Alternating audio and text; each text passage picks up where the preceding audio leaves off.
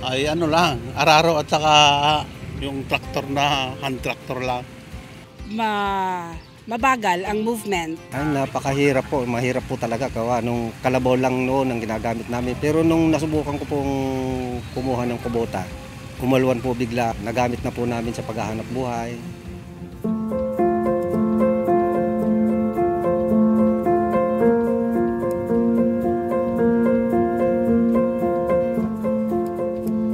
Unang-una po, ang unang nakuha ko sa kubota, sa Grabim, 2 L36, isang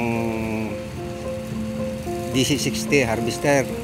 May dati na akong 4018. Nagdagdag lang ako kasi maraming itatanim kong sibuyas ngayon eh. After that, syempre talagang mas mabilis. Sa pag-harvest na lang, simula sa gapas hanggang sa paglalagay sa sako. So talagang yung 1 hektarya magagawa mo ng 2 oras lang. Ang malaking difference, malaki. Sobrang laki, sobrang alwa ng katawan, mabilis ang mayari, at saka talagang mas matipid. And then sa traktora, mabubuhat siya ng mabilis, malalagay mo na sa truck mo or diretso na sa pag-transport, papunta sa kung saan mo siya dadalhin. Ay, noon po kasi bago po namin mailabas, unang-una, bago po namin mailabas yung mga ani namin, napakaraming gastos pa. Opo, mas tipid talaga.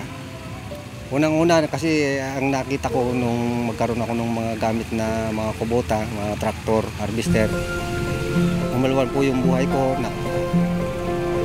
nakabili pati ako ng mga lupa.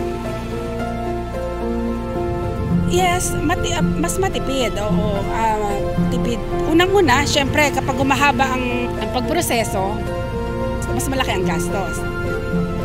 Saka lahat ng aming mga membro na more than 100 kaming membro na accommodate ng traktora.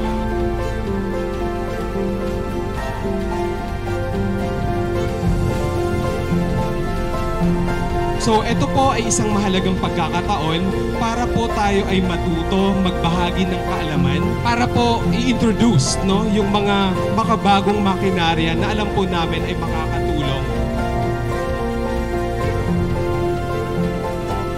Umattend ako ng Saka Day para madagdagan pa yung kaalaman tungkol sa mga produkto, tungkol sa mga makinaryas ng Kubota Philippines. Kasi lagi naman po akong dumadalo pag ganito may Saka Day.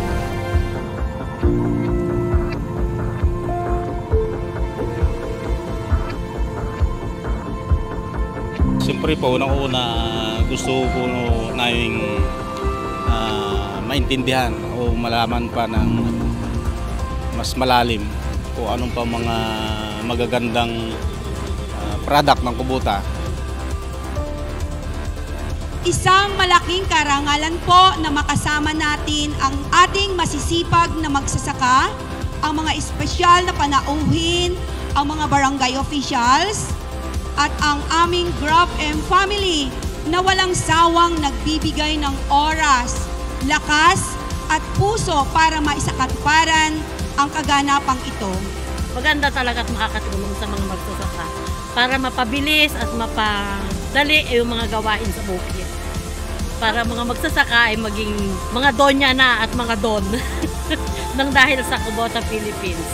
Ako po ay si Azor Kabagay, taga Bulalakaw. Si Benji Rojas. Nagpapasalamat po ako ng napakarami sa Grabim and Kubota for syempre sa pagtitiwala sa akin as always. Guminhawa na yung aming pagsasaka.